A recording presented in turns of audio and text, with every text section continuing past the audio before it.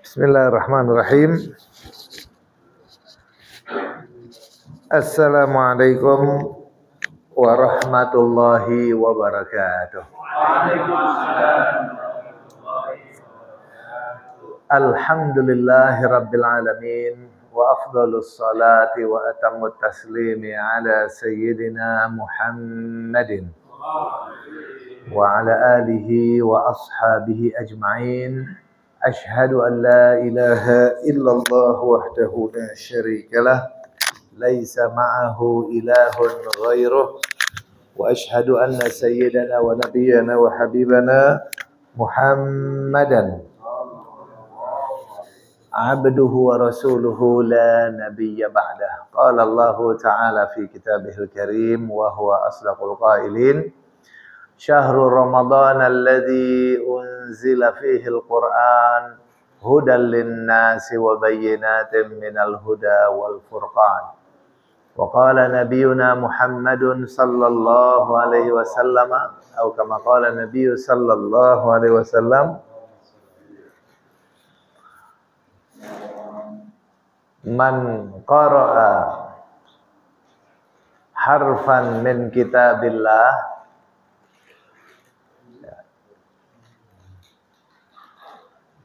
katabalahu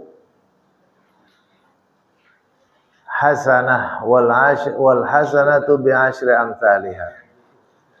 Sadaqallahul azim wa sadaqa habibuna nabiyul karim wa nahnu ala dzalika minasyahidin walhamdulillahi rabbil alamin. Amma ba'du.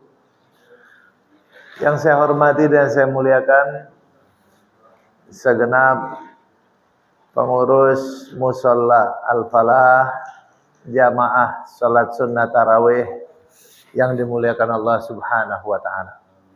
Pada kesempatan yang baik ini, mari sama kita panjatkan puja-puji syukur kita kehadirat Allah taala. Salawat dan salam tidak lupa kita limpahkan kepada suri tauladan kita Nabi besar Muhammad sallallahu alaihi wasallam, begitu pula kepada keluarganya, ahlu baitnya, sahabat-sahabatnya serta kekasih-kekasihnya yang meneruskan perjuangannya hingga hari kiamat nanti. Amin ya rabbal alamin. Ahibba'il kiram, pada kesempatan kali ini kita diingatkan sebuah ayat yang Allah terangkan dalam Al-Quran. Syahrul Ramadan alladzi unzila fihil Quran. Bulan Ramadan adalah bulan diturunkannya Al-Quran. Hudan linnasi wa bayyinatin minal huda wal furqan. Al-Quran itu adalah hudan linnas, sebagai petunjuk bagi manusia, wa bayyinatin minal huda, dan sebagai penjelas bagi petunjuk tersebut, wal furqan, dan pembeda antara yang hak dan yang batil. Al-Quran. Makanya kita di Al-Quran ini luar biasa, Bapak Ibu sekalian. Al-Quran itu segala keberkahan kita adanya di Al-Quran. Semua kebaikan.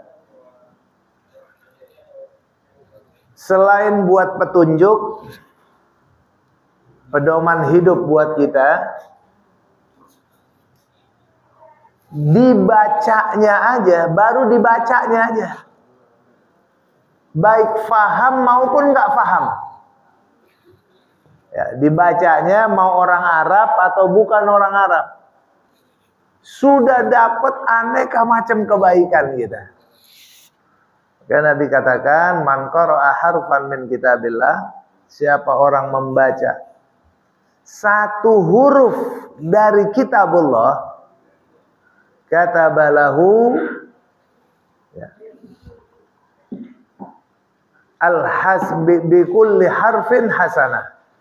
Allah catat untuk dia setiap satu huruf satu kebaikan. Wal hasanatu bi asyri amsalika, Dalam Islam, satu kebaikan itu dicatat menjadi 10 kali kebaikan. Lalu Nabi katakan, wala aqulu alif lam mim harf. Aku tidak mengatakan alif lam mim itu satu huruf, tapi alif harf, mim harf, lam harf, mim harf. Alif satu huruf, lam satu huruf, mim satu huruf. Berarti orang ngucapin nggak ngerti artinya apa, alif lam mim kan ada yang tahu. Begitu aja udah 30 kebaikan kita dapat. Cuman begitu alif lam mim. Apalagi baca sampai baca surat. Apalagi kita baca sampai baca yang ajaib-ajaib, yang panjang, yang pendek, makin panjang, makin ajaib. Makanya keberkahan Al-Quran itu orang dulu, mereka itu baca Al-Quran, itu jadi obat hati mereka. Bahkan seperti para sahabat ataupun imam-imam salaf terdahulu, baca Al-Qurannya itu banyak banget. Imam Syafi'i setiap hari khatam satu Quran. Imam Syafi'i, kecuali Ramadan. Kalau Ramadan 2 kali khatam Quran setiap hari. Semua tuh sahabat Nabi. Normal biasa ada yang 3 hari khatam, sehari 10 juz. Kalau mereka baca cepat. Karena udah terbiasa. Kita juga begitu, kalau terbiasa cepat. Tapi bagaimana yang mereka rasakan? Ada yang 3 hari, ada yang khatam sehari, ada yang sehari 2 kali khatam, 3 kali. Imam Nawawi menceritakan bahwa dari yang pernah Imam Nawawi pelajari, siapa aja orang-orang yang pernah mengkhatamkan Al-Quran, ada yang sehari sekali, sehari 2 kali, sehari 4 kali. Sehari 4 kali khatam. Beliau katakan pernah mendapati orang 8 kali khatam sehari. Tidak pernah lebih dari itu. Itu maksimal tuh. Emang gak ada kerjaan apa? Emang gak ada kerjaan yang lain? Itu dahsyatnya kebaikannya Al-Quran. Imam Syafi'i emang gak sibuk tuh? Sehari dalam bulan Ramadan 2 kali khatam Quran. Emang gak punya kerjaan lain dia? Kita kalau baca Al-Quran tuh bisa sehari khatam. Kalau yang bacanya pakai tartil ya lama dah. Bisa lama dah, urusan 12 jam. Itu agak ngebut dikit. Kalau yang pakainya hadar ya 6 jam kelar. 8 jam, paling cepat 6 jam. Kayak apa kok bisa ngebut begitu? Kita lihat. Kita baca Al-Fatihah nih. Kita lihat ya, apa iya orang bisa baca Al-Quran begitu banyak? Bisa. Kita baca Al-Fatihah aja. Ngebut. Bismillahirrahmanirrahim. Alhamdulillahirabbil alamin. Arrahmanir rahim. Maliki yaumiddin. Iyyaka na'budu wa iyyaka nasta'in. Ihdinas siratal mustaqim. Siratal ladzina an'amta 'alaihim ghairil maghdubi 'alaihim waladdallin. 10 detik. Begitulah orang dulu baca Al-Quran. Dikebutin bisa. Kalau bacanya pelan-pelan ya lama gitu. Jadi memang apa yang diambil tuh apa? Kenapa mereka kok makin banyak baca Al-Quran? Ternyata makin banyak baca Al-Quran mereka, urusan mereka juga banyak yang kelar. Banyak hasanah. Banyak pertolongan Allah buat dia. Allah berikan banyak karunia. Nabi Muhammad SAW kalau lagi sholat, ya Allah, bulan Ramadan apalagi, sampai minta izin sama Siti Aisyah, istriku, aku izin ya, malam ini aku mau sama Allah. Apa engkau keberatan? Enggak mungkin saya keberatan. Silahkan suamiku tercinta. Ya. Ibadah kaki sampai bengkak. Sholat panjang mal, itu obat hati Nabi. Emang Nabi nggak ada kerjaan? Kerja. Sibuk nggak? Sibuk. Tapi dengan begitu dia ngobatin kesedihan hatinya. Kemudian dia mendapatkan keringanan-keringanan dalam tugas-tugasnya. Itulah dulu para sahabat Nabi. Urusannya banyak, baca Qur'annya makin banyak. Dia mendapatkan syafaat dalam kegiatan-kegiatan dia. Apalagi yang khatam-khatam, yang biasa khatam. Doa saat khatam Al-Quran itu mustajabah.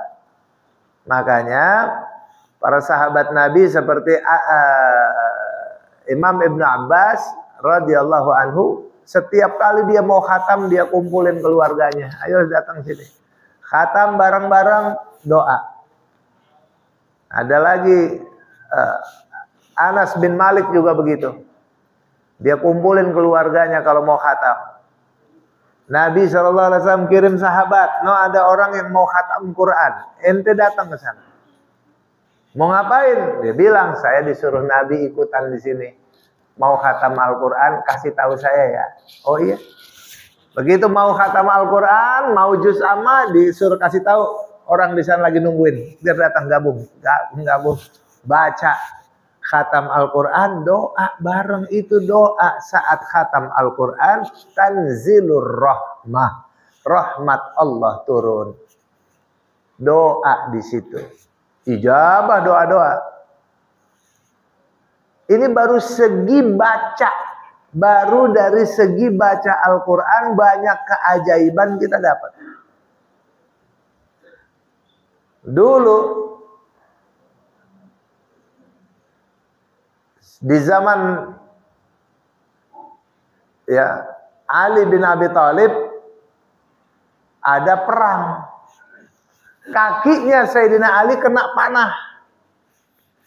Begitu kena panah, kalau ditarik robek, diterusin masih belum tembus, susah. Ini harus dicabut. Akhirnya dia perintah sahabat-sahabatnya, kamu tunggu dulu, saya mau sholat. Saya udah sholat, nanti saat rokaat kedua, ente cabut. Baik, masuk dia sholat. Sholat, rokaat pertama, masuk rokaat kedua, berarti dia udah khusyuk nih, udah masuk dalam sholat. Baca ayat, ditarik. Selesai ditarik, dicabut, dia ruku, sujud, apa, selesai, assalamualaikum, assalamualaikum, udah dicabut, udah. Akhirnya. Ditanya, antum nggak sakit? Justru saya kalau dicabut nggak pakai sholat, nggak baca ayat. Dia kalau baca ayat Quran, ketemu ayat neraka, di depan dia tuh kayak neraka. Kalau ketemu ayat sorga, di depan dia kayak ada sorganya. Dia mau buru-buru masuk. Jadi dia kalau udah sholat, udah sibuk dengan ayat, dia hanya lihat keindahan daripada ayat.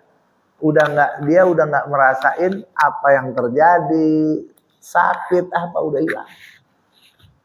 Begitulah sahabat Nabi yang erat hubungannya dengan Al-Quran, sampai urusan operasi aja bisa nggak berasa. Inilah yang terjadi sekarang pada saudara-saudara kita di Gaza. Gaza ini negara terbanyak hafal Qur'annya. Palestina, khususnya kota Gaza. Paling banyak hafal Quran. Penduduknya 2.300.000 orang. Penghafalnya yang hafiz Al-Quran 120.000 lebih. 120.000 hafal Al-Quran. Nah, kebayang tuh sama kita tuh. Makanya ada analisa katakan tidak mungkin Gaza dikalahkan dengan cara apapun karena mereka punya Al-Quran. Anak kecil kena bom, kakinya sengkle udah mau lepas, mau putus. Obat nggak ada, obat bius nggak ada. Sementara dia harus digodot, harus digergaji kakinya. Apa kata dokternya? Hafal Quran nggak? Nggak semua. Apa surat yang kamu hafal? Saya hafal surat ini, surat ini. Ya udah baca itu yang keras, dibaca yang keras. Teriak dia baca sambil digodot. Teriak-teriak baca Al-Quran. Lepas. Perempuan-perempuan yang disesar perutnya tanpa obat bius, baca Al-Quran, Pak. Ini kenyataan nih, sejarah-sejarah yang kita cuman baca ada di zaman sahabat. Sekarang muncul kenyataan di Gaza ada. Terbukti ada. Jadi bukan cuman katanya sahabat begini, sahabat begitu. Ternyata ada. Alhamdulillah,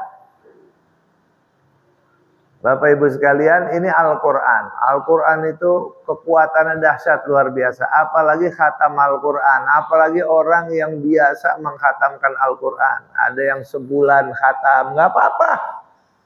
1 hari 1 juz. Kalau udah biasa mengebut, cuman sebentar. Nah ini banyak dari umat Islam sekarang kehilangan sunnah baca Al-Quran. Hilang sunnah itu, nggak dijalanin orang-orang, cuman dikit yang ngejalanin. Kita nih banyaknya wirid. Wirid Al-Quran, malam Jumat baca Yasin. Itu wirid. Kemudian nanti subuh baca Yasin, wirid. Asar baca Waqiah atau malam Waqiah, Tabarok Waqiah, dibaca malam hari, itu wirid. Tapi mestinya kita baca dari Al-Fatihah sampai An-Nas. Al-Fatihah, Alif Lam Mim sampai An-Nas, terus sehari sejuz, sehari sejuz. Nggak bisa sejuz, setengah juz sehari. Kalau mau ringan dipecah aja, dipecah. Habis sholat, setiap habis sholat 2 lembar selesai. Kalau maghrib mepet kita waktu Ramadan gini ya berarti subuh dibanyakin. Atau zuhur, pas lagi zuhur kan waktu kosong, nggak ada makan siang. Banyakin baca Al-Quran, khatam. Apalagi ini menjelang Ramadan nih, menjelang 10 hari. Jangan sampai kita nggak khatam. Ini nasihat buat diri saya juga. Supaya harus khatam. Ya nggak bisa 2 kali, ya sekali lah. Kita orang lemah zaman sekarang. Hafiz Al-Quran, enggak. Cuman kita masih punya nih urutan nih.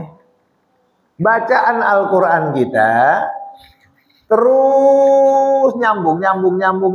Sekarang berhenti, tandain. Sekarang berhenti, tandain. Punya Al-Quran khusus. Al-Quran mushaf. Kalau orang sibuk banget ya udah pakai di handphone dah, download aplikasi Al-Quran, baca. Punya waktu kosong baca, terus saja sampai khatam. Udah khatam, menjelang khatam panggil keluarga, yuk kumpul yuk. Allah tahu banget kebutuhan kita lagi apa sih, ya Allah tahu banget. Habis itu kita khatamin Quran. sampai minal jinnati wan nas. Selesai itu.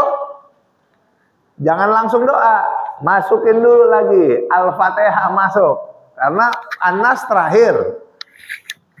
Masukin lagi Al-Fatihah. Habis Al-Fatihah masukin Alif Lam Mim. Alif Lam Mim dzalikal kitabul la raiba fihi hudal lil muttaqin alladzina yu'minuna bil ghaibi wa yuqimuna sholata wa mimma razaqnahum yunfiqun walladzina yu'minuna bima unzila ilaika wa ma unzila min qablika wa bil akhirati hum yuqinun. Sampai situ. Ulaika ala hudam min rabbihim wa ulaika humul muflihun. Sampai situ berhenti. Tandanya saya udah masuk Quran yang baru. Jangan berhenti di situ. Kalau berhenti di situ, di An-Nas berhenti, tambahin lagi. Saya udah masuk Quran yang baru. Namanya pasang niat sama Allah. Ya Rob, saya udah masuk loh. Yang itu udah khatam, saya udah masuk yang baru. Saya akan khatamkan lagi. Baru doa. Doa khatam Al-Quran. Itu kalau kita hidup begitu, dengan Al-Quran nempel terus sama kita. Kata Nabi SAW,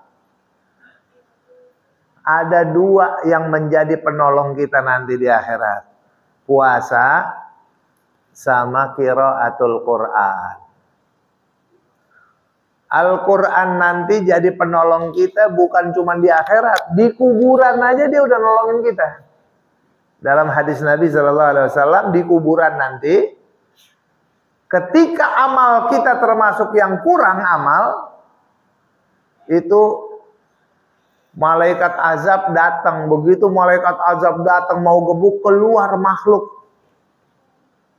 Jangan, kamu jangan azab dia. Saya Al-Quran yang dia baca.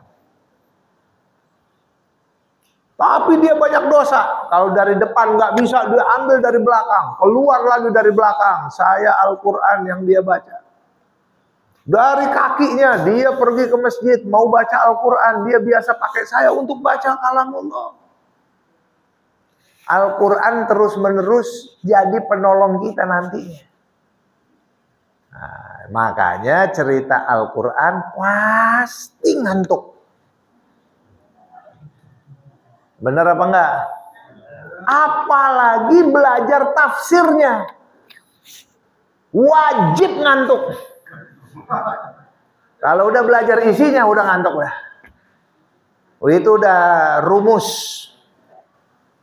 Nah, mumpung kita bulan Ramadan, ini bukan gimana, bukan. Emang para ulama udah bilang gitu dari dulu. Orang belajar tafsir, musuhnya satu, ngantuk.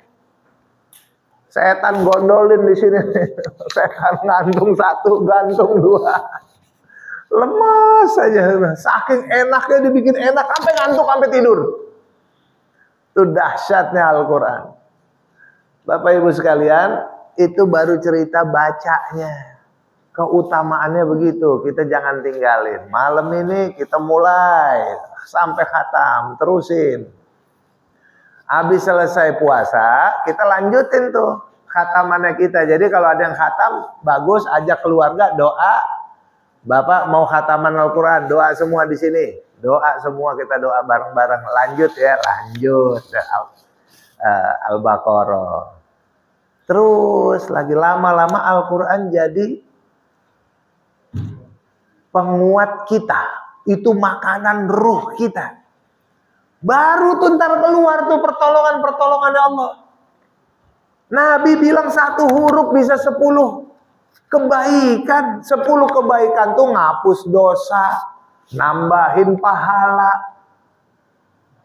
Pengen celaka enggak jadi. Pengen sakit enggak jadi. Tadinya mesti ngutang enggak jadi. Hidup dia ini ada terus. Keperluan dia apa? Ditolong, ditolong, ditolong, ditolong. Al-Quran jadi berapa juz? 30. Suratnya banyak lagi, 114 surat. Ayatnya 6.000-an ayat. Ayat Al-Quran 6.000 lebih, 6.200 sekian. Terus hurufnya ada berapa? Hurufnya ada 300.000. 300.000 lebih huruf Al-Quran. Kalau satu hurufnya 10 kebaikan kali 300.000, berapa tuh? Nah, lihatin tuh. 300.000 kali 10 berapa? 3 juta. 3 juta kebaikan, kayak apa tuh? 3 juta kebaikan minimal kita. Nah, ini amalan yang dari zaman dulu imam-imam kita tuh ngejalanin. Punya wiridan khusus. Bukan yang wiridan itu, tapi wiridan baca Al-Quran. Biar kita nggak terkena meninggalkan Al-Quran. Meninggalkan Al-Quran tuh ada berapa macam? 1, meninggalkan daripada membacanya. 2,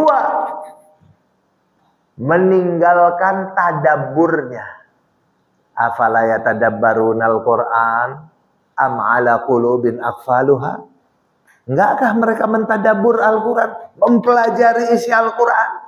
Atau emang hati yang udah dikunci sehingga Al-Quran nggak bisa masuk ke hatinya? Kita ninggalin belajar Al-Quran, meninggalkannya itu sudah. Hati-hati, kena termasuk orang yang meninggalkan Al-Quran. Yang ketiga, meninggalkan hukum-hukum Al-Quran. Wa man lam yahkum bima anzalallah fa ulaika humul kafirun, fa ulaika humul fasiqun, fa ulaika humul zalimun. 3 ayat meninggalkan aturan-aturan yang ada dalam Al-Quran.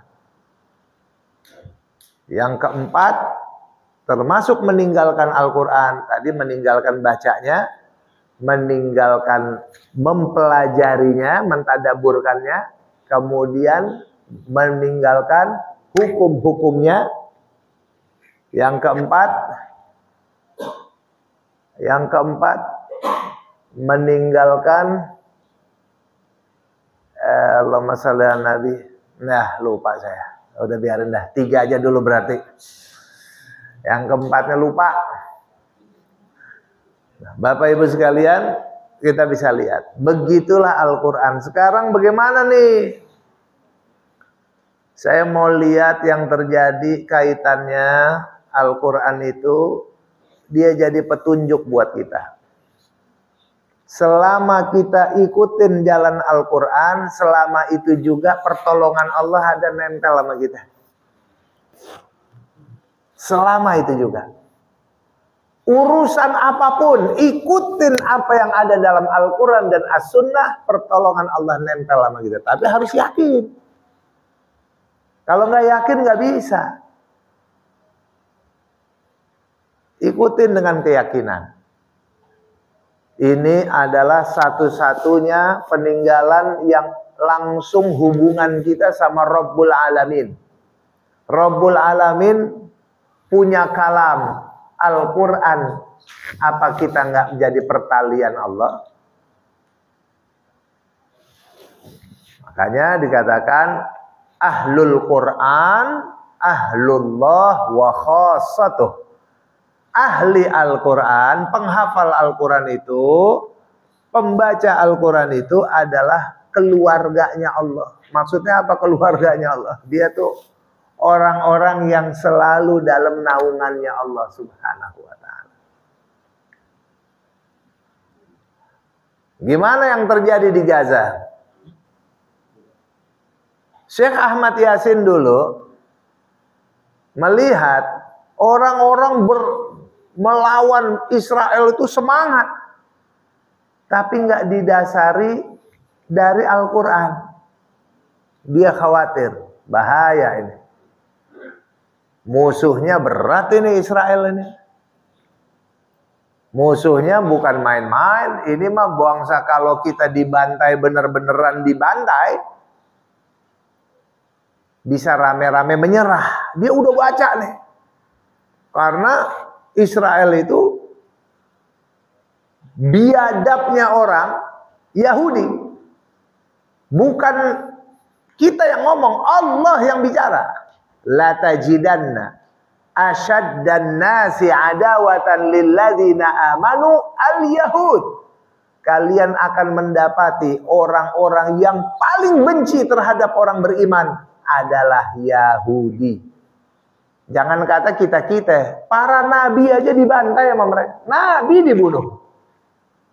Nabi nggak ada urusan sama mereka, nggak pengen harta dia, nggak berebut apa, nggak ada berebut, cuman nggak sesuai dengan nafsu mereka, dibunuh tuh Nabi.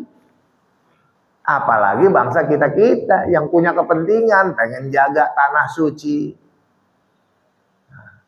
Bapak Ibu yang dimana Allah Subhanahu Wa Taala. Makanya Syekh Ahmad Yasin dari awal ini kita harus kembali kepada Al-Quran. Mulailah dia berhenti perang. Dia berhenti perang, mulai dia jadi guru ngaji anak-anak ngafalin Quran. Angkatan pertama yang jadi hafalan itu Dr. Rantisi Asy-Syahid. Sama-sama dengan Ismail Haniyah Asy-Syahid. Itu angkatan pertama. Murid dia yang lagi kecil diajarin Quran. Si Yahya Sinwar. Quran lagi kecil-kecil diajarin. Lama kelamaan yang anak-anak kecil 10 tahun berikutnya jadi anak muda. Jadi remaja. Yang 15 tahun kemudian badannya udah kokoh, gede, kuat, pinter hafal Quran. Ada yang jadi insinyur, jadi dokter, jadi macam-macam bidang. Diajarin terus Quran. Sekarang kejadiannya, Syekh Ahmad Yasin, pendiri Hamas, sebelum meninggal dunia dia, sebelum dibom sama Israel, dia matinya dibom sama Israel di rudal.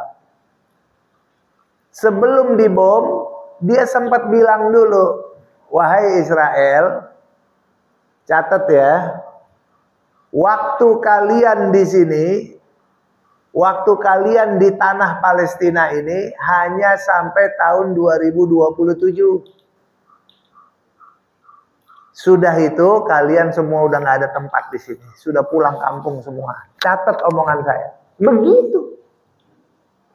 Di media wawancara dia kasih batasannya 2027 itu jatah terakhir ente di negeri ini. Dari mana ngambilnya? Dia ngambil dari ayat Al-Quran. Setiap periode 40 tahun. Per 40 tahun kedua, 40 tahun pertama, orang jahat, ngelawan, merasa hebat. 40 tahun kedua, binasa. Itu dalam Al-Quran ada. Kalau ulama yang masih hidup sekarang, ada namanya Syekh Bassam. Syekh Bassam dia mengatakan, analisa dia, Israel itu usianya hampir 2028. Nah, mirip-mirip, 2027, 2028, mirip-mirip. Dia juga pakai konteks ayat Al-Quran. Tapi, negara itu bisa dihitung, diprediksi orang, bisa. Nah, ini mah bakalan hancur nih negara. Dilihat dari indikator-indikatornya, ekonominya bagaimana, kuat apa hancur. Nah, itu alamat negara kuat, alamat negara hancur. Dilihat dari ekonomi, dari politik, dari keamanan. Itu faktor-faktor. Seperti orang dokter bisa analisa. Wah, ini kekuatannya cuma sampai 5 hari mati nih. Begitu. Kata dokter, penyakit begini 5 hari mati. Obatnya nggak ada, nggak mempan. Oh, ini mah masih bisa sebulan lagi. Begitu, dokter tahu. Nah, begitu juga orang ahli, dia bisa tahu ini tanah layak tanam apa enggak. Tahu dia. Ah, ini mah tanah sebentar lagi juga nggak bisa ditanamin. Paham. Karena dia udah teliti kandungannya, kurang ini, kurang itu, kurang ini, kurang itu. Ah, ini mah negeri, apa namanya, tanah tandus, tidak layak untuk bisa tumbuh. Apa yang mau ditanam gitu. Nah, jadi dari sini bisa indikator tuh ada. Israel indikatornya depan mata mereka hancur. Baik dari ayat Al-Quran, ternyata juga sampai analisa logika orang-orang. Jadi ini kabar gembira buat kita. Jangan dipikir Israel itu bangsa hebat, kuat. Enggak. Sekarang udah nggak bisa dibilang begitu. Dulu mereka menguasai media massa, jadi ngebohongin kita terus-menerus. Sekarang ini setiap orang udah punya handphone. Berita yang terjadi di Palestina langsung sekejap mata bisa nyampe di tempat kita. Betul kan? Nah, ini sekarang mereka kalang kabut. Gimana ini beritanya? Kita mau stop, nggak bisa. Mereka sendiri yang buat Google-nya, mereka sendiri yang nggak bisa nyetop. Orang pakai semua Google untuk menyebarkan kebenaran. Hancur Israel sekarang. Secara ekonomi Israel hancur-hancuran setelah perang kemarin ini. Sekarang ini ekonomi Israel hanya ditopang dari luar negeri saja. Artinya apa? Penopang utamanya Amerika. Kedua negara-negara Eropa. Di Amerika lagi bangkrut. Amerikanya bangkrut. Udah itu Eropa, orang pada sadar semua. Amerika orang sadar semua sekarang, masyarakat Amerika sadar. Yang bener aja kita bayar pajak, terus dijadiin bom untuk ngebunuh anak-anak. Mau berapa lagi anak-anak yang harus dibunuh? Tuh. Orang Amerika ada penelitiannya Pak sekarang. Di bawah 50 tahun mayoritas penduduk Amerika anti-Zionis sekarang ini. Usia 50 tahunan 50-50. Usia di atas 50 tahun masih banyak yang pro Zionis Israel. Sekarang ini di Amerika, wah anak-anak muda nggak terima. Nggak mau, katanya ente polisi hak asasi manusia. Kok ngirim bom sampai 9.000 ton bahan peledak? Mau ngebom apa? Katanya mau ngebom Hamas. Hamas nggak habis-habis. Yang ada ibu-ibu, anak-anak mati, rumah, bangunan. Itu semuanya orang sipil. Rumah-rumah dibom, yang nggak ngelawan. Tapi apa? Sadar orang-orang Amerika, Eropa. Di Eropa itu ada aturan. Di Perancis, di Inggris. Dilarang membuat aksi bela Palestina. Itu nggak boleh. Wajib bela Israel. Karena negara mereka yang mendirikan Israel. Kepanjangan tangan Eropa di Arab, di Timur Tengah, itu Israel. Yang bentuk itu Eropa, Inggris, Perancis, rame-rame bentuk Eropa, bentuk Israel. Termasuk Amerika Serikat. Itu kepanjangan tangan. Koalisi Nasrani Yahudi. Supaya nggak ada lagi khilafah di dunia ini. Jangan lagi terhubung orang Arab punya khalifah lagi. Nyambung lagi ke Turki. Wah, nggak boleh.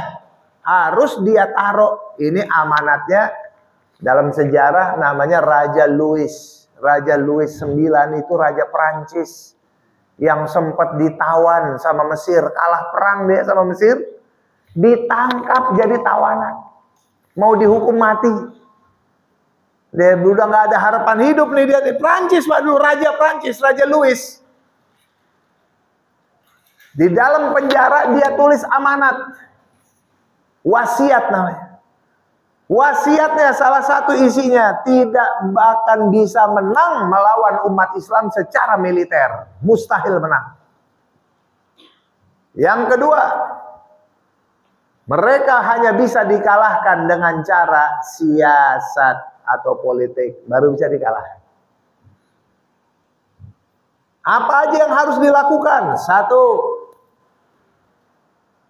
ciptakan perpecahan antara sesama pemimpin. Dua, bangkitkan mereka cinta dunia. 3, hidupkan mereka perempuan, syahwat mereka harus dibangkitkan. Kasih perempuan-perempuan terbaik di negara-negara Eropa, kasih pada pemimpin-pemimpin dunia Islam. Itu begitu cara mereka merusak moral terlebih dahulu. Udah itu kasih harta yang banyak, biar mereka cinta dunia, cinta harta benda. Kasih perempuan. Yang terakhir, apa dia bilang? Harus dibuat negara yang memisahkan Arab. Harus ada negara memisahkan Arab. Negara kaki tangan dia dari Gaza sampai Antakya. Gaza tuh Palestina sampai Antakya. Tuh harus ada negara yang misahin dia.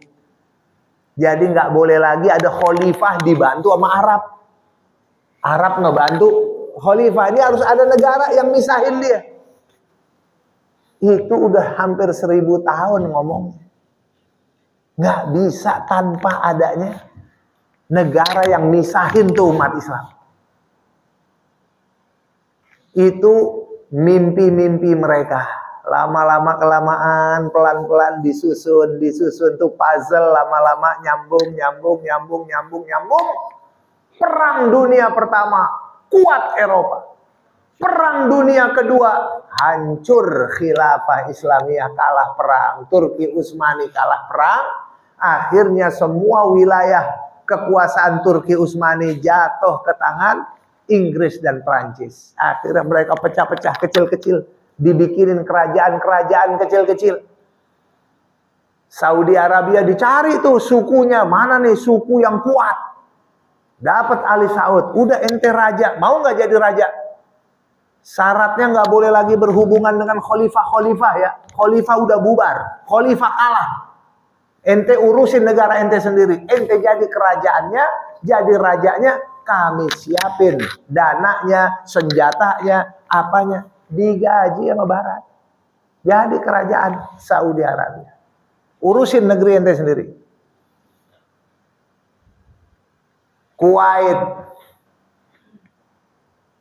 Bahrain, Uni Emirat Arab, namanya Khalij, Qatar. Itu semuanya dipecah-pecah, yang bikin Barat, yang gaji Barat.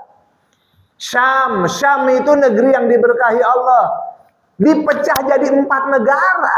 Satu Syam jadi 4 negara. Palestina, Yordania, Suria, Lebanon. Ini negeri Syam. Jadi 4 negara kecil-kecil. Dia cariin mana nih, oh ini bagus nih jadi negara sendiri. Ditawarin tuh, dapat dari keluarga Hashimi. Ente mau nggak jadi raja Yordania? Ya udah ya, jadi raja Yordania, tapi urusannya urusan negara ente aja, jangan ikut campur sama Palestina. Palestina itu urusannya untuk Yahudi, diterima jadi negara Yordania. Di Damaskus, Suria, dikasih pemimpin Syiah di tengah-tengah negeri Sunni Asy'ari, dikasih Syiah. Ya Allah. Baru kemarin selesai, dahsyat benar. Lebanon, macam-macam dibikin deh, bagi-bagi ya. Sunni berapa persen, Syiah berapa persen, Kristen berapa persen, ya segitulah nanti jumlah parlemennya. Yahudinya berapa persen, gabungan. Bayangin saudara sekalian, giliran Palestina, ternyata Palestina, Inggris khianat. Inggris mengumumkan nanti akan menyerahkan lagi kepada Palestina jadi negara. Ternyata yang diserahkan Israel. Begitu penjajahan Inggris di Palestina, semua senjata orang Palestina dilucuti. Lalu dia masukkan tiap hari puluhan ribu orang Yahudi dari seluruh dunia. Tercatat dari 120 negara orang Yahudi yang berkumpul di Israel. Ditawarin, ayo yang mau kerja, yang mau punya tanah, yang mau dapat gaji langsung, mau punya rumah langsung, ayo datang ke Palestina, itu negeri yang dijanjikan Tuhan untuk kalian. Akhirnya orang Yahudi gembel-gembel dari mana-mana tempat, rame-rame datang ke sana. Terus dikasih senjata, dikasih ini, dikasih itu. Orang Palestina dilucuti. Bilangnya kenapa nih orang Yahudi banyak banget? Kasihan orang Yahudi di mana-mana dibantai. Sekarang Yahudi di sini numpang hidup, numpang kerja. Jadilah tenaga kerja yang digarap sama Inggris. Kerja di Palestina. Awalnya begitu. Lama-lama udah banyak Yahudinya dipersenjatai. Udah si Yahudi dipersenjatai, tahun 1948 Israel mengumumkan berdiri negara di atas negara Palestina. Baru dia bantai itu orang-orang Yahudi, namanya Nakbah. Kegiatan pembantaian orang-orang Palestina. Lalu diusir orang Palestina itu sampai 800.000 orang Palestina keluar. Zaman itu tahun 48, 800.000 yang keluar. Sekarang ini udah 10 juta orang Palestina yang tinggal di luar negeri. Tapi kita lihat analisanya. Sekarang udah berapa tahun tuh? 48, 1948. Sekarang berapa? 2025. Kita bisa lihat dari sini. Artinya dia sudah hidup berapa puluh tahun di sana dalam penjajahannya? 77. Tinggal sedikit lagi. Tinggal sedikit lagi. 3 tahun lagi. Itu masanya dia akan berakhir. Sekarang ini ekonomi hancur lebur. Hanya dapat sokongan dari luar. Kalau luarnya berhenti gimana? Hancur nggak dia? Hancur. Bagaimana keadaan politik? Dari sisi politik Israel hancur lebur dari dalam negeri. Dia sekarang hanya kekuatan politik dari luar negeri melulu. Negara yang paling sibuk ngurusin Israel siapa? Amerika. Sibuk bener, menteri luar negerinya keliling negara-negara Arab. Joe Biden-nya, Donald Bebeknya keliling negara-negara Arab, nemuin sana, nemuin sini, nemuin sana, nemuin sini. Udah nggak ada lagi dana untuk membiayai Israel. Dia sendiri bangkrut. Israel udah diancam kehancuran. Perusahaan-perusahaan Israel di mana tempat diboikot, Israel tidak mampu menciptakan suasana baik dengan dunia. Di Timur Tengah aja nggak mampu. Jadi harus Amerika yang tekan, baru iya. Artinya kalau luar negeri stop bantuan politiknya, hancur Pak. Ini udah rapuh banget nih, negeri udah rapuh banget. Keamanan, ya Allah, keamanan Israel sekarang. Ada penelitian. Jadi sekarang ini orang-orang Israel mayoritas punya senjata. Artinya apa? Artinya dia sudah tidak merasa aman dan nyaman. Kemana-mana jalan bawa senapan. Bawa pistol, bawa AK-47, jalan umum biasa orang sipil itu udah bawa senjata. Artinya mereka udah nggak percaya sama keamanan negaranya. Kita lihat lagi nih alasan berikutnya. Mereka sendiri juga sudah yakin nggak akan mampu bisa lebih lama lagi di tempat itu. Jadi mereka sudah punya kewarganegaraan negara asal mereka dulu. Mereka udah ngambil kewarganegaraan dari Skotlandia, dari Polandia, Irlandia, begitu. Dia udah pada punya kewarganegaraan sana. Dan sekarang hampir 1 juta orang yang keluar dari Israel. Perang sekarang ini. Belum lagi wilayah yang pernah dikuasai oleh Hamas. Perang 7 Oktober. Seperti Khilaf Gaza. Kemudian yang dikuasai oleh Lebanon Selatan. Itu dihancurin sama Lebanon. Negeri itu, kota itu, Israel itu. Terus sekarang orangnya ditawarin, ayo dong ini udah damai, kamu pulang. Nggak ada yang mau. Nggak, kita nggak mau. Kita ngungsi. Enggak, Hamasnya tidak ada cerita Hamas, saya nggak mau balik. Giliran orang Gaza, 90% bangunan hancur. Hancur nih bangunan. 2 juta orang tinggal di tenda. Tenda-tenda seadanya. Makan nggak jelas. Minum nggak jelas. Terus obat nggak ada. Kegiatan nggak ada, listrik nggak ada. Saya mau berhitung di sini, bapak-bapak, ibu-ibu. Cerita cinta Indonesia. Cinta nggak sama Indonesia? Tiba-tiba ada penjajah. Misalnya Cina nyerang Indonesia. Nyaplok. Atau Amerika nyaplok Indonesia. Nah, kita ini bagaimana? Rumah dibom, hancur semua. Terus kita tinggal mengungsi pakai tenda. Makan nggak jelas. Minum nggak jelas. Obat nggak ada. Anak-anak sama kita. Anak sama kita, kira-kira kita bisa bertahan berapa lama di tenda?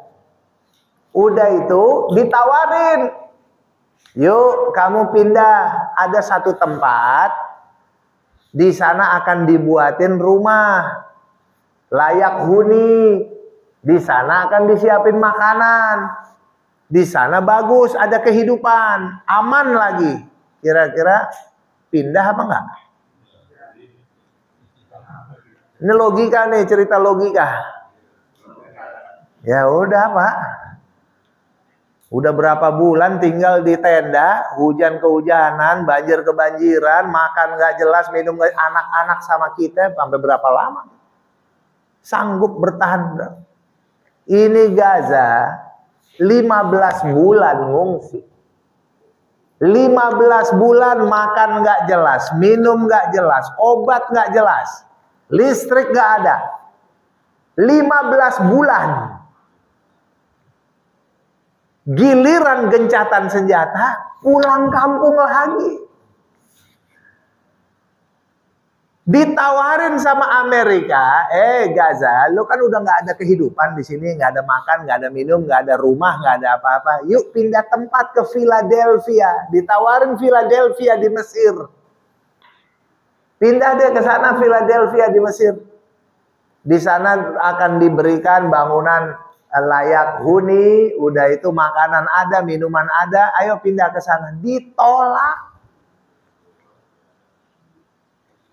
Akal apa ini? Cerita cinta tanah air, cerita cinta tanah air. Akal mana yang bisa nerima kayak begitu?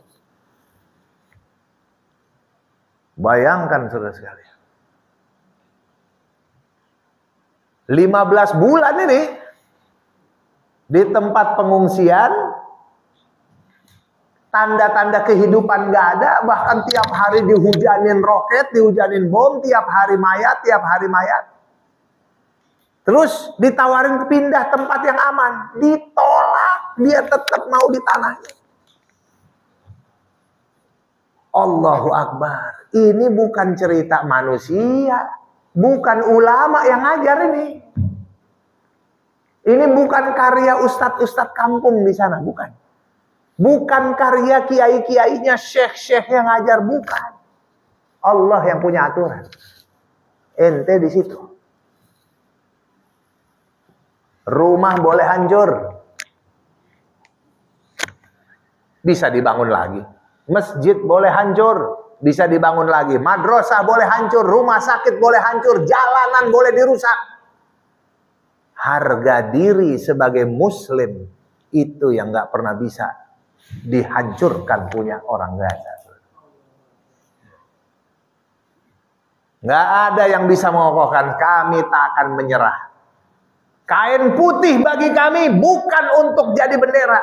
Kain putih kami cintai adalah untuk kain kafan kami sebagai syuhada. Allahu Akbar. Orang Gaza. Kalau akal nggak masuk, itu bukan karya ulama.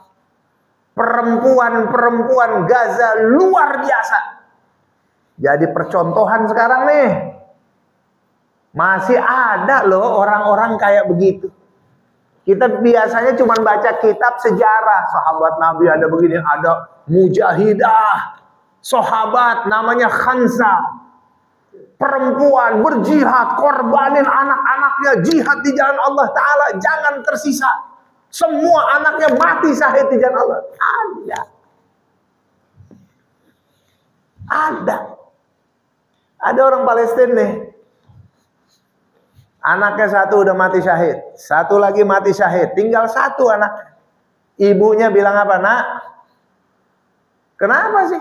Kok ente nggak mau ikutin abang-abang ente? Jalan, biar mati syahid, ketemu di sorga kita. Saya kan satu-satunya, Mi. Nggak apa-apa, Mi. Nggak apa-apa ya, alhamdulillah kalau begitu.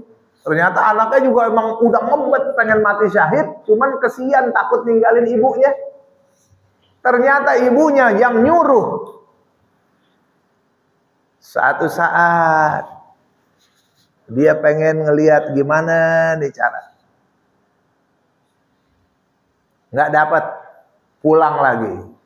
Kenapa pulang? Nggak dapat caranya. Jangan takut. Lawan aja, kata. Iya, Ma, iya.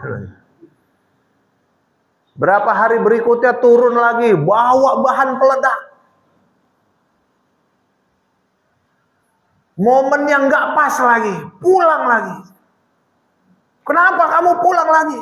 Takut ketahuan, Ma. Lah, takut ketahuan ente gimana sih? Ente lawan. Ternyata pas pemeriksaan lagi keras, cuman momennya nggak dapat bagus. Suatu saat dia datang lagi bawa mobil ayahnya, dia bawa tuh bahan peledak di mobil ayahnya. Pamit sama ibunya pas hari Jumat. Dia bilang, ya udah semoga hari Jumat ini hari raya buat saya, hari raya buat saya. Didoain sama ibunya, berangkat nih anak. Begitu diangkat, pas lagi ada upacara ini kan, baris berbaris tentara Israel. Dapat di situ dia momen. Meledak itu mobil sama dia. Yang mati puluhan orang Yahudi, tentara Israel mati puluhan. Hampir 100. Yang matinya belum yang luka-luka. Beredar berita. Masuk TV. Ini ibunya lagi nonton TV nih, berdua sama ayahnya, sama suaminya. Begitu lihat, wah hebat itu anak muda, kata ayahnya nih. Hebat ya, hebat itu anak muda. Demi Allah, kata ayahnya nih. Saya pengen banget kalau itu bener-bener anak muda Palestina kayak begitu semua. Pak, gimana kalau yang itu sampai itu anak ente? Kalau itu anak saya bangga bukan main. Itu anak ente. Beneran, bener tuh anak ente. Sujud syukur. Sujud syukur. Ini masih ada model begini. Sekarang kita baru tahu nih. Model sahabat-sahabat Nabi yang perempuan, yang laki-laki berkorban untuk Islam. Ada. Nggak peduli urusan apapun yang terjadi, dia nggak pikirin. Kehidupan dia, akhirat dia nanti. Yang penting kita pertahankan tanah suci kita. Allahu Akbar. Bapak Ibu sekalian, kita lihat nih Israel. Orang Palestina 15 bulan hidup ancur-ancuran, disuruh pindah, ditolak. Orang Israel langsung ke luar negeri, nggak punya rumah, pulang ke luar negeri. Di pengungsian, lama-lama dia ke luar negeri, pilih ke luar negeri. Setiap hari itu ngantri di Bandara Ben Gurion. Bandara Ben Gurion itu tiap hari puluhan ribu orang ngantri mau keluar. Berebut, tidur-tidur tuh nungguin pesawat datang naik, pesawat datang naik. Bayangkan, berebut lari, orang Palestina berebut bertahan. Kira-kira yang begini model yang kuat yang mana nih? Orang Palestina atau orang Israel? Jelas nggak mungkin. Nggak mungkin bisa dikalahkan model orang kayak begini. Yang paling hebat adalah perempuan-perempuan Gaza. Itu yang nggak masuk di akal. Biasanya perempuan kalau ngelihat anaknya udah sakit, anaknya lemah, nggak ada susu, anaknya lemas, sakit, sedih, biasanya emaknya nyerah. Perempuan tuh, karena perempuan kasih sayang pada anaknya tinggi banget. Beda sama orang Palestina. Wah, orang Gaza nggak begitu. Ini kita ini perlu belajar sekarang ini, belajar kemuliaan diri. Itu kira-kira nih gambarannya bagaimana dahsyatnya Al-Quran bisa menjadikan mereka hidup penuh keberkahan, kekuatan, dan kemenangan.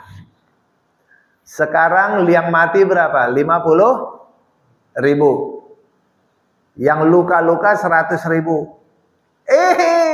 Informasi dari Dinas Kependudukan Palestina, selama 1 tahun perang, anak Palestina yang lahir saat perang 84.000 lahir anak Gaza. Gimana itu? Yang mati berapa? 50. Yang lahir? Ini logi, ini masuk akal apa enggak nih? Apa ini semua aturan Allah nih? Ini biar kita lihat. Lanjut, ini perjuangan panjang, nggak habis, nggak bakalan. Pusing ngurusin Gaza. Orang sinting Donald Bebek bilang, Gaza saya ambil alih. Diketawain sama anak-anak Gaza. Diketawain. Mau ngambil alih siapa? Nggak cukup itu bom-bomnya Israel. Bom Amerika, bom Eropa rame-rame. Tumpahin bom di Gaza. Nggak bikin mereka mau keluar. Ini tangan Allah kerja Pak di sana. Berarti ini kita mesti yakin bener nih. Ini udah menuju akhir zaman. Nabi SAW mengatakan nanti umat terakhir Nabi akan dipimpin oleh satu orang Mahdi. Mahdi ini istilah julukan buat orang soleh. Dia nanti dibaiat di Mekah, di depan Ka'bah, dibaiat di Ka'bah, tapi berkuasa di Baitul Maqdis. Berarti Baitul Maqdis sudah merdeka tuh. Itu ciri-ciri. Kalau Baitul Maqdis sudah merdeka, Palestina sudah merdeka, orang Israel udah bubar, pulang kampung semua, baru nanti ada Imam Mahdi datang. Tugas-tugasnya Imam Mahdi kita perlu tahu nih. Ini ke depan nih istilah perang nih lanjut ini. Ada namanya malhamah kubro, Allah serem.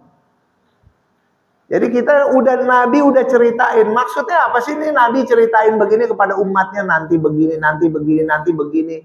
Kita ini ada persiapan diri. Kayak kita mau puasa nih, mau lapar. Mau lapar, niat dulu dari ini malam. Saya niat besok puasa Ramadan karena Allah Ta'ala. Maka sel-sel tubuh kita ini malam ketika dapat sinyal, woi besok lapar sama haus ya, itu langsung kerja. Membentuk sistem pertahanan. Oke, saya siap besok puasa, saya siap lapar dan haus besok. Itu bikin sistem. Akhirnya puasa kuat. Enggak seperti orang nggak pakai niat.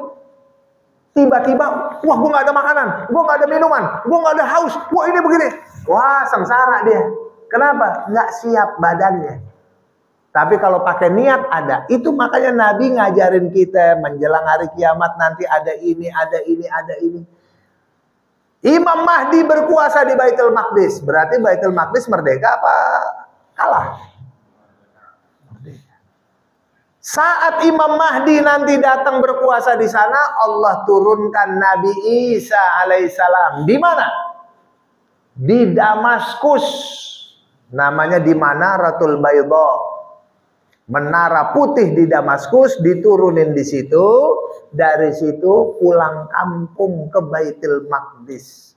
Sampai Baitul Maqdis, Imam Mahdi mau sholat. Begitu Imam Mahdi mau sholat, Nabi Isa datang. Akhirnya gimana? Imam Mahdi bilang, wah ini Nabi, ente imam. Nabi Isa bilang, nggak bisa. Dulu saya imamnya. Sekarang saya ini datang umat Nabi Muhammad. Ente imamnya. Akhirnya Imam Mahdi jadi imam, Nabi Isa jadi makmumnya. Itu ciri-cirinya tuh nanti tuh. Selesai Imam Mahdi, datang Nabi Isa jadi khalifah. Nabi Isa jadi khalifah 40 tahun. Isinya wallah serem. Perang terus. Nabi Isa hancurkan salib. Nabi Isa bunuh babi sama anjing. Khomer. Dan gak ada jizyah. Dihapus, gak ada jizyah. Kamu ikutmu Islam atau kafir? Kafir, gua perang sama lo. Begitu. Gak ada jizyah, enggak, saya bayar aja deh jizyah. Dulu kan di zaman Nabi Muhammad ada jizyah. Tidak ada. Tidak ada jizyah. Ente Islam atau kafir? Kafir, kita perang. Begitu tuh Nabi Isa tuh, zaman nanti tuh. 40 tahun. Datang Dajjal. Dajjal ngerusak dunia semua. Mengkafirkan orang banyak banget. Orang beriman bisa lihat Dajjal dari jidatnya. Ada tulisannya di jidatnya nih. Kafaro, kafir deh. Itu orang beriman bisa tahu. Itu Dajjal. Orang nanti. Dajjal nih, kamu beriman sama saya? Saya Tuhan, percaya nggak? Saya tidak percaya. Sakit kamu, sakit. Muntah kamu, muntah. Lumpuh, lumpuh. Udah itu dia bilang apa? Kamu percaya saya jadi Tuhan? Nggak percaya. Dia langsung, sungai api datang. Datang sungai api. Wah, tiba-tiba angin api jadi sungai mengalir. Bakar siapa aja yang dia mau. Saya ini Tuhan. Hei, hujan turun. Hujannya turun. Akhirnya banyak orang yang jadi pengikut dia. Orang munafik, orang yang imannya lemah jadi pengikut dia. Paling banyak perempuan. Pengikut Dajjal paling banyak perempuan. Mungkin nanti perempuan paling banyak penderitaannya. Karena dia banyak laki-laki, udah banyak yang mati. Jumlah perempuan terlalu banyak. Perempuannya banyak ngurusin keluarga. Jadi perempuan tuh jadi tulang punggung keluarga. Akhirnya perempuan ini, kamu percaya sama saya Tuhan? Percaya. Kamu mau apa? Saya mau jadi orang kaya. Ambil nih, ambil batu. Nih jadi emas. Emas. Jadi orang kaya. Oh, jadi kalau ikut Dajjal bisa jadi orang kaya. Perempuan rame-rame jadi pengikutnya Dajjal. Ternyata Dajjal habis merusak dunia, datang ke Palestina. Pengen ambil alih Baitul Maqdis, dihadapi oleh Nabi Isa di Babul Lut namanya, Babul Lut. Sampai di sana di Palestina, Babul Lut, Dajjal dibunuh oleh Nabi Isa, mati. Dajjal itu bawa pasukannya, pasukan militernya Dajjal 70.000 orang Yahudi dari Iran, dari Asfahan. 70.000 Yahudi Asfahan. Kaget begitu mereka lihat Tuhannya mati, rajanya mati. Orang Yahudi lari bubar, ngumpet di belakang pohon. Udah itu pohonnya bersuara. Ya Muslim, khalfi Yahud, ta'al faktulhu. Hai Muslim, belakang saya ada orang Yahudi, lagi ngumpet. Ayo datang, bunuh dia. Pohon bersuara. Akhirnya orang Muslim ambil, wah dapat loh. Wacok, mati. Kemudian ngumpet di belakang puing-puing, batu-batuan. Ngumpet di belakang bangunan-bangunan. Bersuara batu-batu. Ya Muslim, khalfi Yahud, ta'al faktulhu. Hai Muslim, belakang saya ada orang Yahudi. Ayo datang, bunuh dia. illal gharqad, kecuali pohon gharqad, fa innahu min syajaril yahud, itu adalah pohonnya Yahudi. Pohon gharqad nggak mau ngomong, biarin aja orang Yahudi, tapi nanti ditumpas habis oleh Nabi Isa. Tidak ada lagi orang Yahudi di muka bumi. Itu penghabisan orang Yahudi yang ada. Berarti hadis Nabi tadi itu bukan Yahudi gembel yang sekarang ini, bukan. Yang Yahudi gembel sekarang ini Israel, itu pulang kampung semua. Berarti ada kemerdekaan dulu. Tapi Yahudi yang nanti dibersihkan oleh umat Islam, itu penghabisan. Tidak ada lagi Yahudi di muka bumi. Itu zaman Nabi Isa nanti.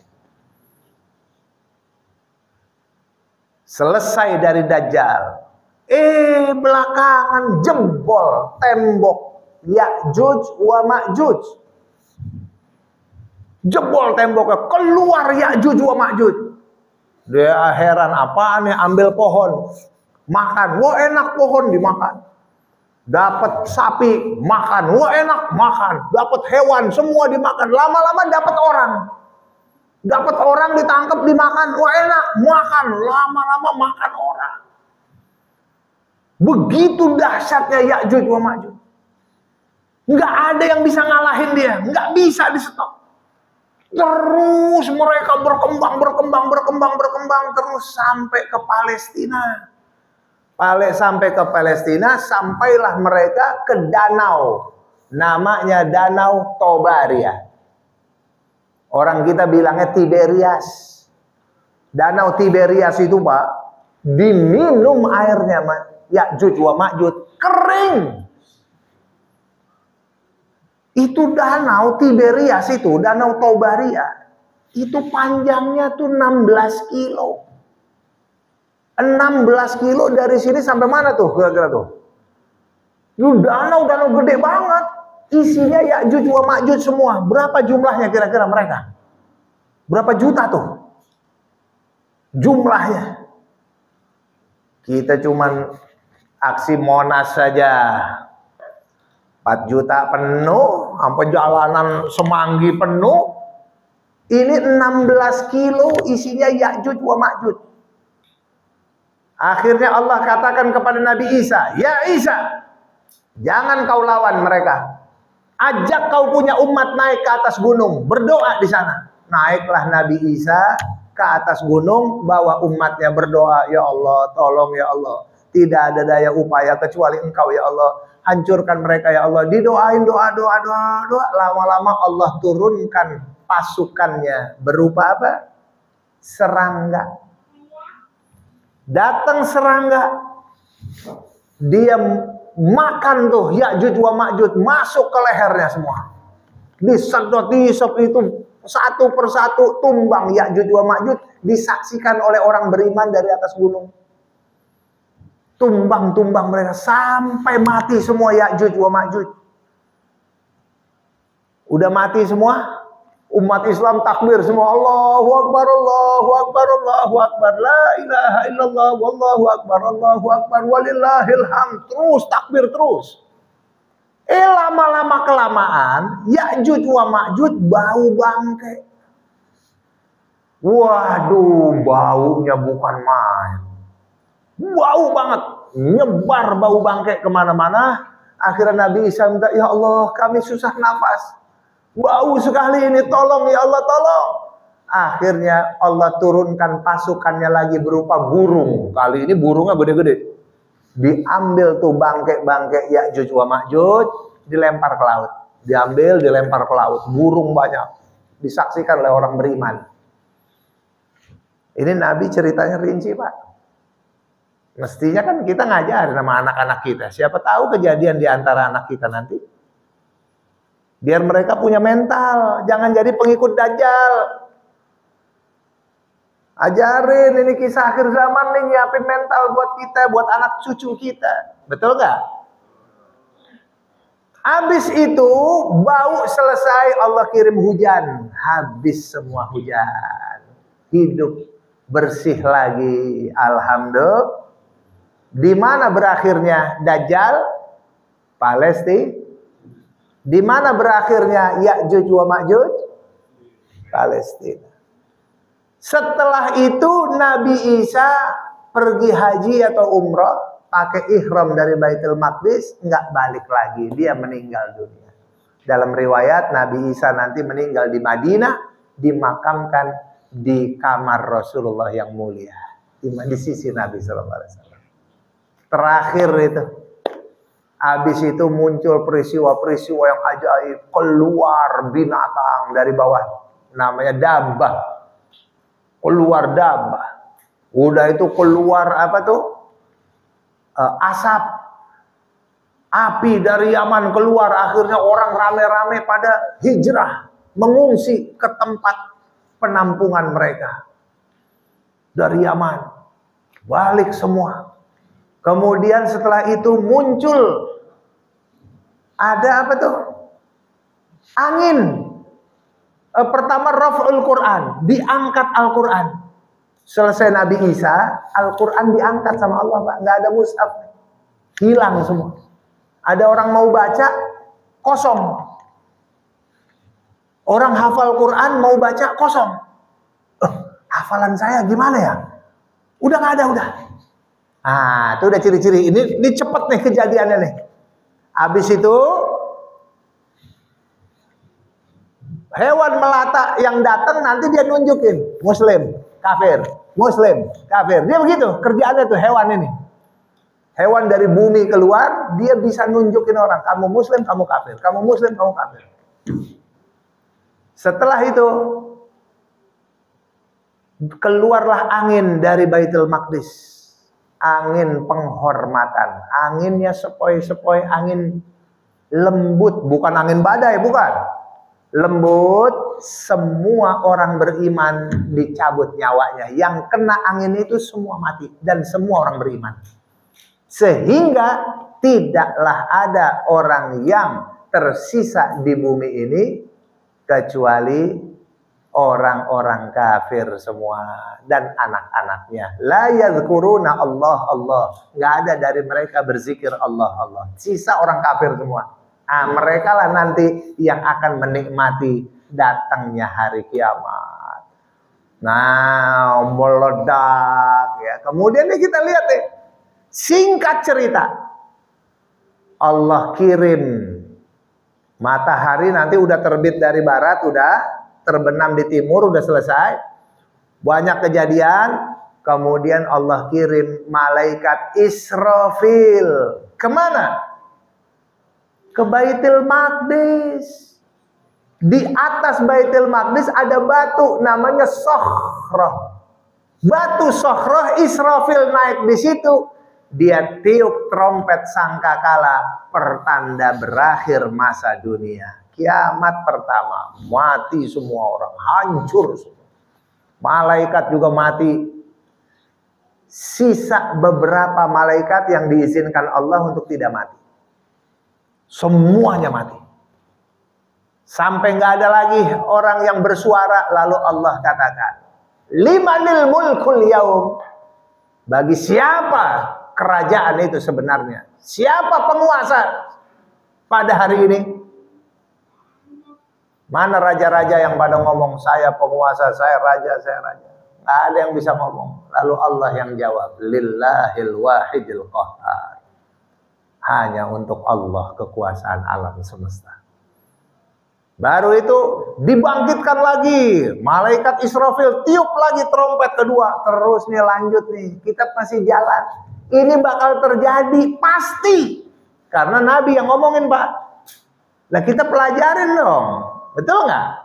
Biar kita punya persiapan. Terus kita ajarin anak cucu kita. Sampai nanti ada sirat, ada apa?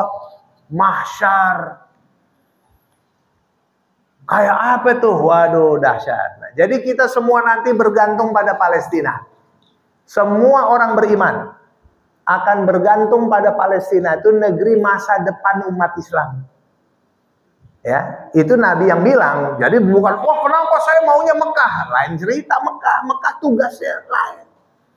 Mekah itu tanah suci kita. Palestina juga tanah suci. Madinah juga tanah suci. Tapi yang mana nih?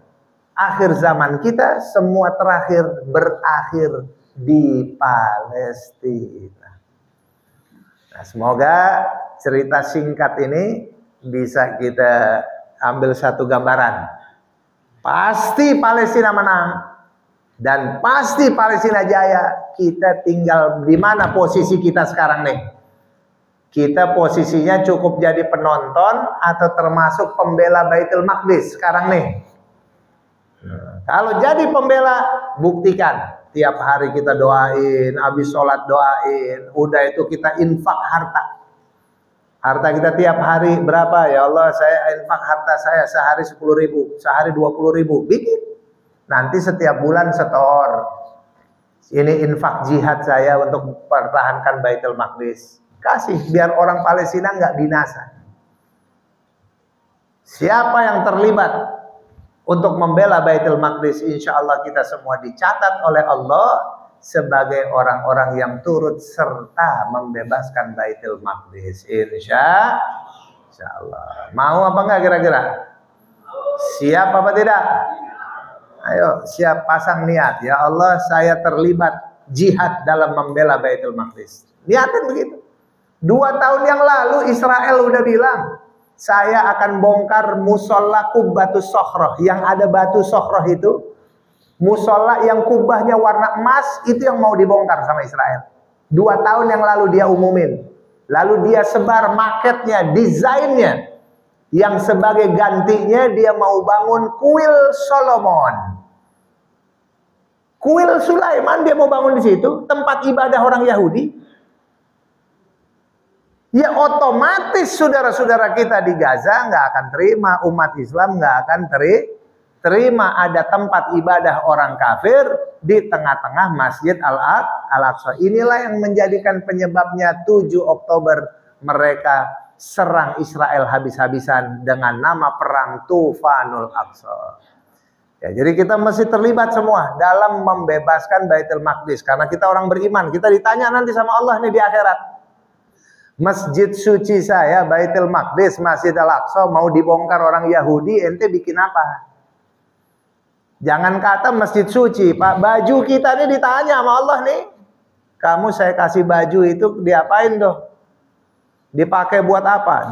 Dari mana dapatnya? Dipakai buat apa? Kemana aja? Kita sebutin nanti. Baju. Apalagi masjid suci. Pasti kita dipertanyakan sama Allah Ta'ala. Semoga Allah lindungin kita semua. Amin. Allah jadikan kemerdekaan semakin dekat untuk Palestina, amin. Dan kita doakan mereka tambah kuat, tambah kemudahan, keringanan. Insya Allah Ta'ala sementara Israel dan pendukungnya Allah hancurkan sehancur-hancurnya. Ya Rabbal Alamin. Kita sama-sama doakan. Bismillahirrahmanirrahim. Alhamdulillah Rabbil Alamin. Allahumma salli ala habibina Muhammad wa alihi wa sahbihi ajma'in. Allahumma ghfir lana dhunubana wa liwalidina warhamhum kama rabbawna shighara wa li jami'il muslimin wal muslimat wal mu'minin wal mu'minat al ahya'i minhum wal amwat bi rahmatika ya arhamar rahimin. Allahumma sallim wahfadh wansur ikhwanana al mujahidin wal mustad'afin fi Gazzah wa fi Filastin wa fi kulli makan ya rabbal alamin. Allahumma akil jaw'ahum, Allahumma asqi atashahum, Allahumma dawi jarhahum, Allahumma fukka asrahum, Allahumma taqabbal warham syuhada'ahum, Allahumma amin raw'ahum, Allahumma dammir man adahum, Allahumma dammir Amerika wa Israel wa Britania wa Fransa wa Almania wa syuraka'aha wa a'wanaha wa muayyidiha tadmira fa innahum la yu'jizunak. Allahumma harrir al-masjid al-aqsa min aidil yahudil ghasibin. Allahumma tahhiril masjid al-aqsa min danasil yahud. Ilahana la hawla lana wa la quwwata lana illa bika ya rabbal alamin. Rabbana atina fid dunya hasanah wa fil akhirati hasanatan wa qina adzaban nar. Wa sallallahu ala habibina Muhammadin wa alihi wa sahbihi wasallam. Walhamdulillahi rabbil alamin. Mohon maaf segala kesalahan kurang dan lebihnya. Yang benar datang dari Allah Ta'ala, yang salah atas kekurangan dari saya pribadi. Assalamualaikum warahmatullahi wabarakatuh.